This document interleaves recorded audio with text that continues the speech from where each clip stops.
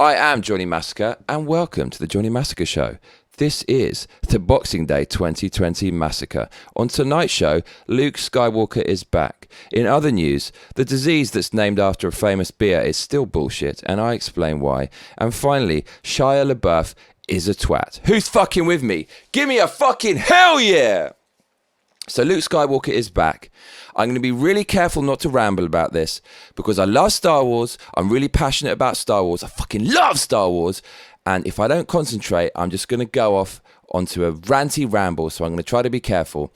Luke Skywalker is back. I don't follow Star Wars because Star Wars was ruined by Disney, quite simply.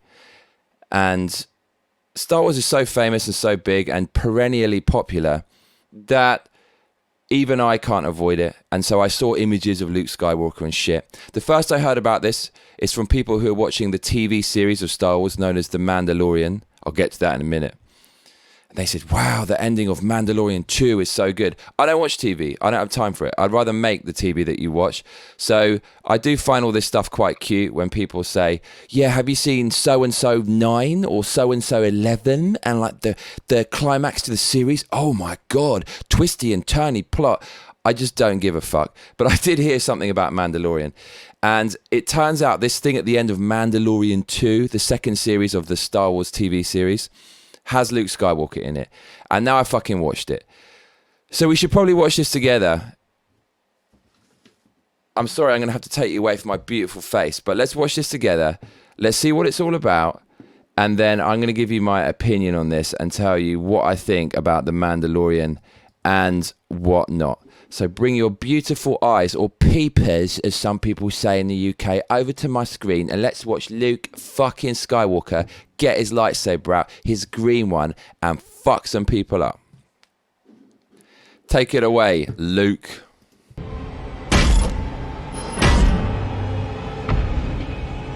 Alright, this is already some feminist shit because the first soldier I saw is a woman. The second soldier I've seen is a woman. It could be a trans woman, or it could even be a trans man. It could be both. God, this is so confusing, isn't it? So you know this is woke as fuck because Star Wars is called Star Wars and wars are fought by men because men are stronger than women and men kick ass and men are more adventurous and men like blowing shit up.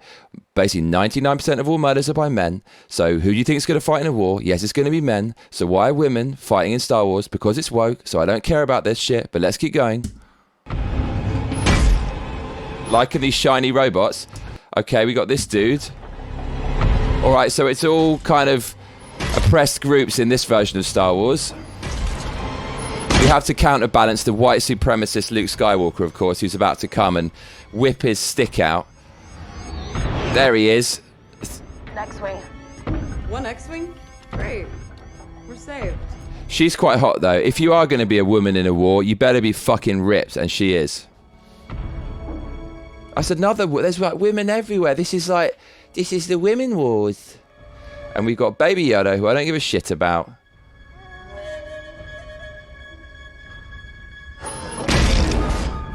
Very shiny robots they have in the latest TV series of Star Wars. This guy doesn't look very convincing as a soldier either. The men don't really look the part either. They all look like a bit of a bunch of twats. See, now this is what it's all about. You've got the white supremacist male coming to show you how it's done. I'm just joking. I'm just fucking joking. Now, tell you what I like about this is I like the way the protagonists wear black because it means that they could also cross over to the dark side and they've got a sinister side to them. You're only as good as your evil streak allows you to be, and your evil streak helps define your good streak. So I like the way Skywalker's got a black, shadowy cowl.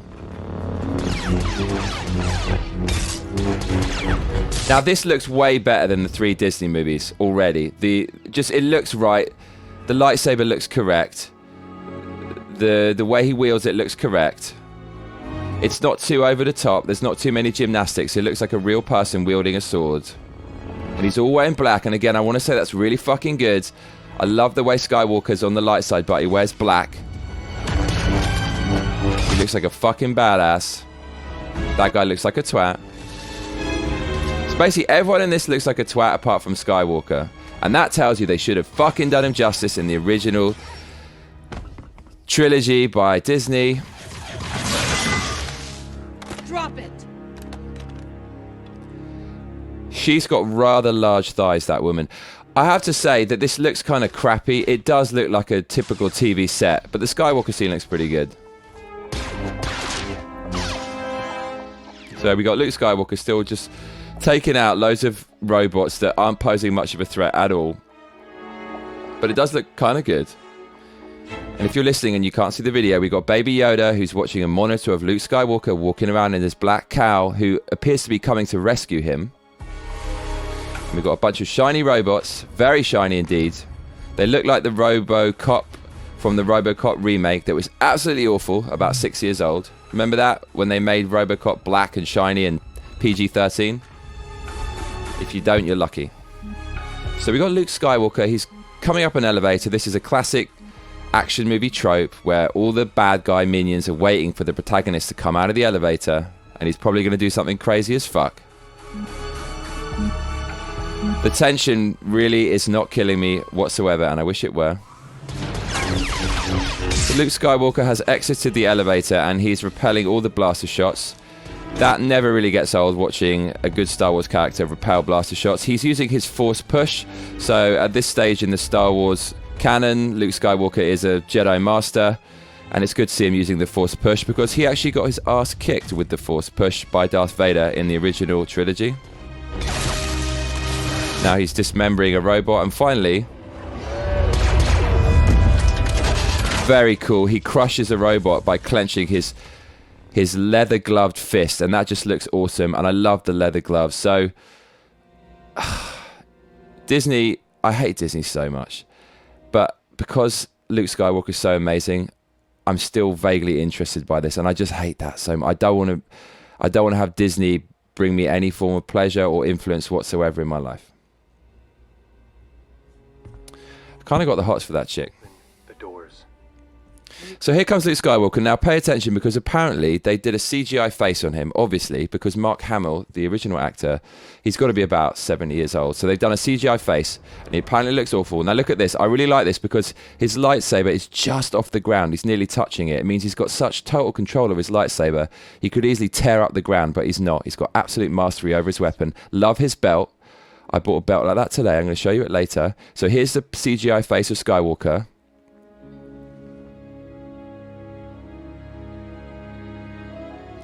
It's not that bad, but... Are you a Jedi? Duh. What a dumb question. Okay, of course he fucking is. He just shanked about 50 robots, mate. So, yeah, the CGI face looks... It was all right, but it wasn't that great. And you'd have to think, with a reveal that big and that important, you've got to get that shit right. So how can you not make that look good? See, look, they should have called me up. I have the answer for all of this shit.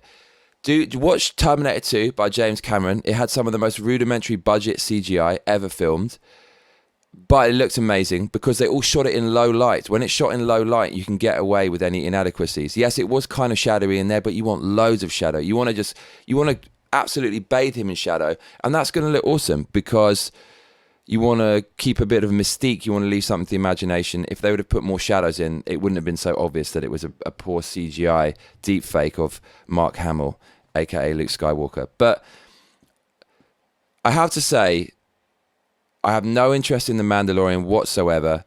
It kind of looks exactly how I thought it would be. These TV series, they're kind of replacing Hollywood and feature-length movies because there's just so much money in it, and that's where people are investing their money, these major studios. However, they're never going to invest as much money into these TV series as they do a movie. I mean, they might invest equivalent amounts of money, but that's going to be spread over the whole series, not just kind of concentrated into one 2 or 3 hour movie, which means you're going to get better quality special effects in a shorter space of time.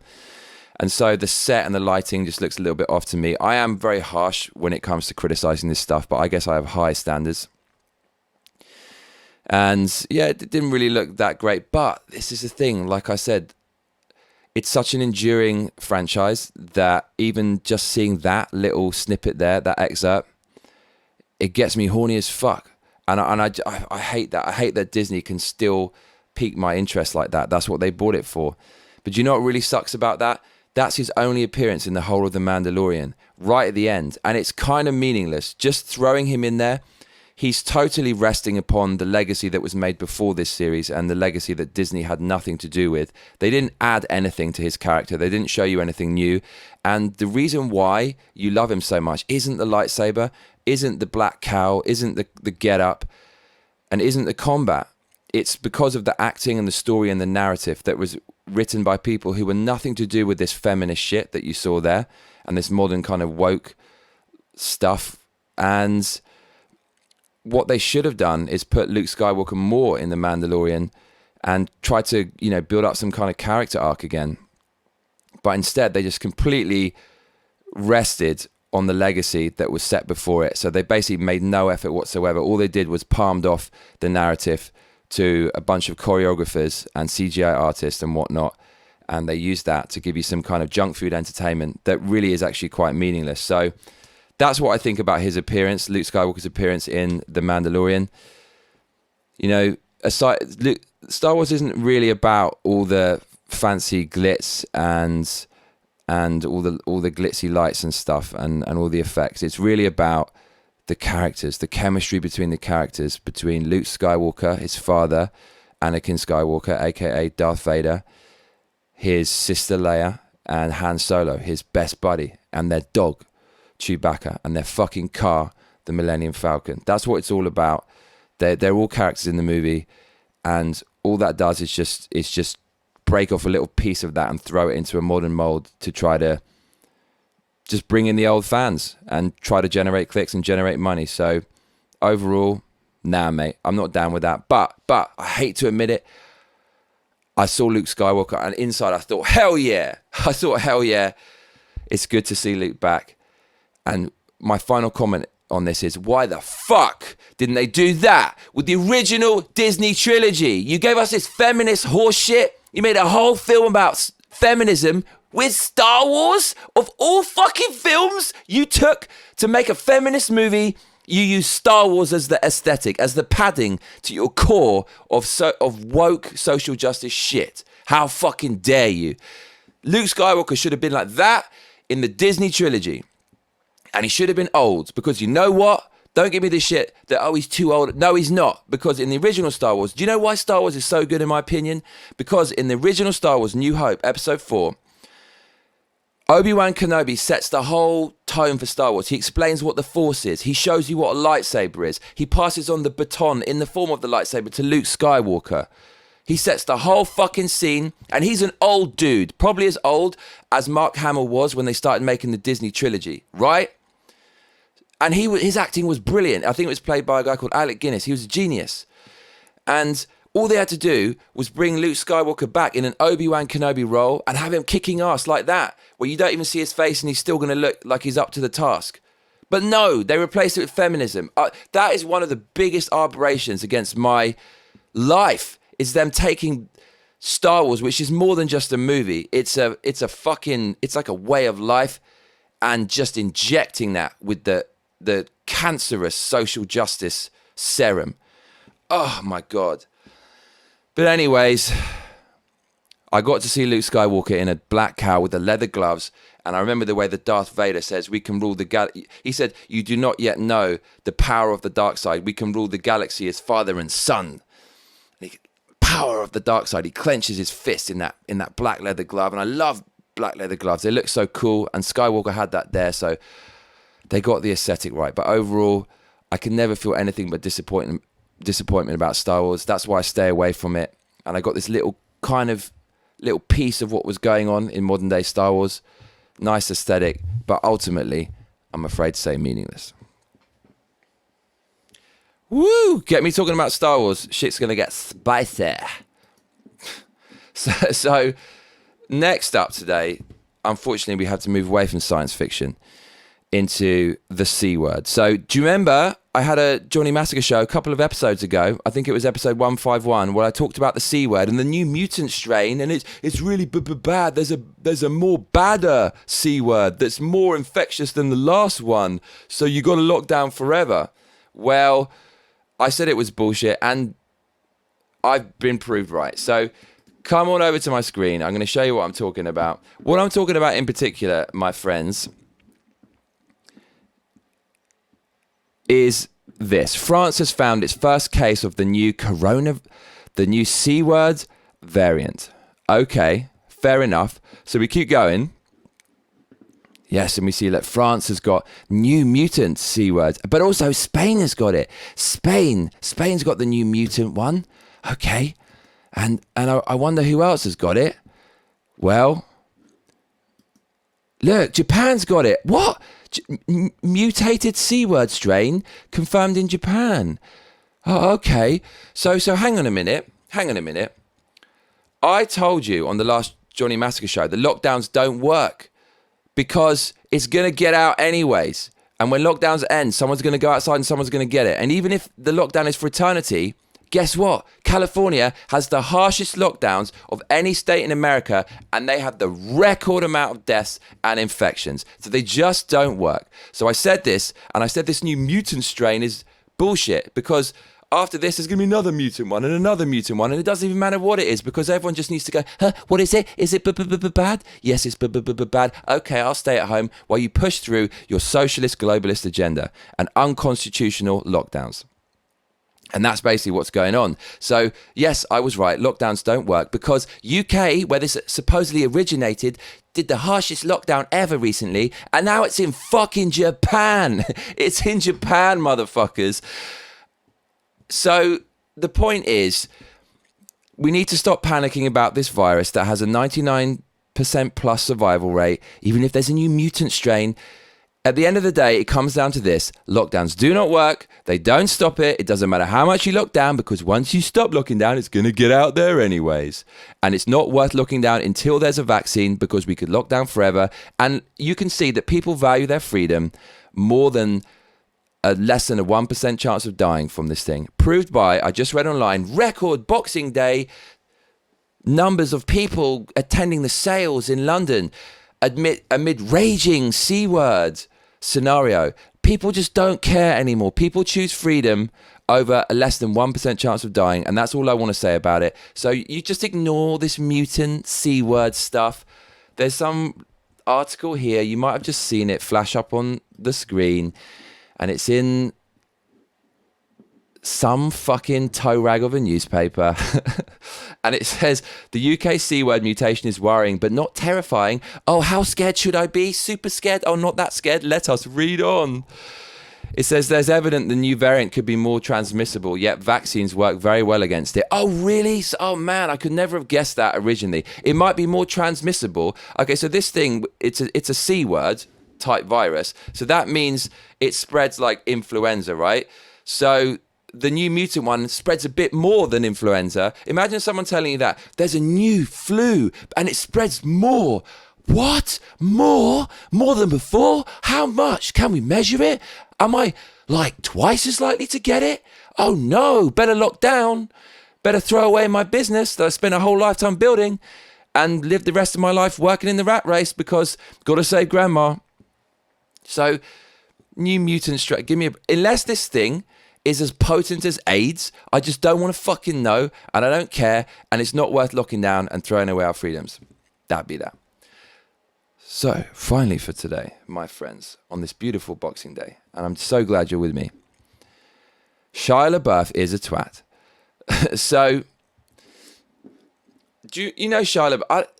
This guy, I think he was in Transformers, that clusterfuck of a movie franchise, and he basically is famous for being mentally ill, and when Trump got into power, he staged some kind of week-long rant where he would scream monotonously into the camera, "You will not divide us," some kind of vocal tic thing, and he'd have a few hangers-on hanging around him, and he assaulted someone, and he went into rehab. Yeah, that guy. Well, he's just got done for beating up his girlfriend or something. And I just love the media coverage of this. And I guess because he's anti-Trump, they're going easy on him. If this guy were a Trump supporter, they would be calling for his public execution right now. So Shia Labeouf, some twat who is in Transformers, who's a washed-up actor, apparently he's getting done, or he's had a charge against him for beating up a woman. So let's see what's going on. This is Shia Labeouf looking like a fucking hobo. And this is when Trump got into power and he lost his shit because the powers that be told him Orange Man bad. And so he bowed before his shadowy masters and he screamed Orange Man bad for weeks on end in NYC. So this article is 3 years old. Just to refresh your memory about this dude, it says, Labeouf, he will not divide us, finds new home after NYC closing. Shia Labeouf's art trio will move their exhibit to Albuquerque after the Museum of the Moving Image in NYC shuttered the controversial live stream. So I love how publications covered this guy because he was anti-Trump. They basically excused his assault on random members of public and mental illness. They called him part of an art trio when he stood there in full-on psychotic break manic episode chanting over and over again, he will not divide us, while assaulting people. That was an art exhibition. Yeah, that guy. The media is still going soft on this guy. So Variety, the woke website Variety, they actually had the balls to call it like it is, but they're really conflicted because, got to support Shia Labeouf because he's anti-Trump, but he's beating up a woman and we're really feminist. God, we're really torn. It's like that meme with two buttons and whichever one you press, you're fucked. Well, even they actually reported honestly on it. They said, inside Shia LaBeouf's career meltdown after sexual battery lawsuit. Dude, you've really fucked up. So they say just a year ago, Shia Labeouf was having a career resurgence after being widely praised for his autobiographical film Honey Boy, which he wrote and starred in, and the indie drama The Peanut Butter Falcon. Labeouf landed a coveted role in the upcoming thriller Don't Worry Darling, the highly anticipated follow-up to Olivia Wilde's directorial breakout Booksmart. Sounds exciting! So anyways, they go on and talk about his career, and then they talk about how he's pissed it all away. They say, but then in September, Labeouf was officially moved off the project. Instead, studio sources announced that Harry Styles would be replacing him, citing a scheduling conflict. And this is for his recent movie, whatever the fuck it is. Who cares, right? Variety says it turns out that wasn't the full story. Variety has learned Labeouf was dropped from the film, though shooting had not started yet when Labeouf departed. Insiders close to the project say Labeouf displayed poor behavior and his style clashed with the cast and crew, including Wilde, who ultimately fired him. And then everyone's cussing him and shit and basically saying he's a bit of a bastard. And then we get onto the allegations. So the article says, following the lawsuit, the musician Shia, is that how you pronounce it? I have no idea, backed up FKA Twigs with her own accusations against Labeouf, tweeting, I too have been hurt emotionally by Shia, a pathological liar who conned me into an adulterous relationship claiming to be single. Songwriter Katie Rose, who says she grew up with Labeouf when they were both children in the same entertainment business circles, also came forward with her own claim, posting on Twitter that when she was 14 years old, he groped me violently at a party in the Hollywood Hills. Okay, so this is quite interesting. To be honest, I'm learning this for the first time now, and we got one allegation by a girl who said a long time ago at a party when he was 14, groped her violently. So who fucking knows if that's true, but there obviously will be some investigation. That will be difficult to prove. And the other allegation was by someone called FKA Twigs, which sounds like some kind of savory snack that cost under £1 in England. She apparently made headlines, according to the article, after she filed a bombshell lawsuit alleging sexual battery against the actor and painting a lurid picture of the former Disney child star, who was accused of verbal and physical abuse, ranging from violent attacks to strangulation. Now, those are some fucking serious-ass allegations. Getting groped violently is terrible. Strangulation is straight up attempted murder, so Shia could be in a lot of trouble. Those are very, very serious allegations. The article continues. Some of the disturbing allegations in the lawsuit include Labeouf knowingly infecting FKA Twigs with an STD and shooting stray dogs with a gun to get into character for his film, The Tax Collector. I actually think that's quite cool, or I would think that's cool, the shooting the dogs part, not the part about the STD. If I were a psychopath, but I'm not. So actually, I don't think that's cool. Infecting someone knowingly with an STD? Wow. I mean, this is basically the end of his career if he gets, if there's a guilty verdict in this. And even if there isn't, he's in a lot of trouble. You have to also bear in mind that Variety, the rag that this is being printed in, they're definitely part of the Believe All Women crew. So even if you're a murderous, psychopathic woman and you make up some lies about men, they say you have to believe women because women don't lie. So you have to think about that as well. But what we do know is the facts are both these allegations have come out. Both are serious. One is extremely serious regarding the STD and strangulation. So Shia Labeouf looks like he's in a lot of shit. And it doesn't bode well for him because when Trump got into power, he is basically the ground zero for Trump derangement syndrome. In the same way that China is ground zero for the C word, Shia Labeouf is ground zero for Trump derangement syndrome. He somehow caught it or created it by just melting down over Trump's election and spread it around the world. And it doesn't look good because people already seen he's unhinged. He's assaulted someone just after Trump's election. And in court, they're going to say that this is a pattern of behavior. So we'll have to wait and see what happens. But that's about enough time to spend on Shia Labeouf because I don't have any more time for him. So that's about it for today's show. I'm just chilling on Boxing Day. It's 3:32 in the morning. My internal clock is really fucked up. And because we talked about Star Wars, I love Skywalker's belt in that little montage looked quite cool, and I loved Han Solo's belt, and I found this fucking cool belt in Tokyo today, and it's actually it's a far cry from the actual belt in the movie, but it's not a million miles away. It's basically a fucking seat belt. I wish it looked a little bit more sci-fi, but I like this kind of stuff. This gives me Batman vibes, this gives me Star Wars vibes, this gives me sci-fi vibes, this gives me gearing up military vibes, and I have to say I do quite like this belt. I got a silver one, I got a black one. Now I can play out all my Star Wars and Batman fantasies in Tokyo at night. So I wanted to share that with you as well. And I hope you're all doing very well. I hope you had an amazing Christmas. Tell me about the Christmas vibes in the comments. We got a new year coming up. We got a new year to deal with. What are we going to do for New Year? Massacre Army, I'm not quite sure yet. Am I going to have a quiet, spiritual New Year, bringing in 2021 in some kind of Japanese temple, bowing my head in respect to the Japanese gods of Shinto like a fucking samurai? Or am I going to go out and do that countdown bullshit? I haven't quite decided yet. Please leave your suggestions in the comments section below. I've been Johnny Massacre, and I tell you what, mate, you better be back for the next episode. Otherwise, I'll be coming around your ass. Make sure to like and subscribe and hit that notification bell because that is what all those other cunts tell you to do. Layers.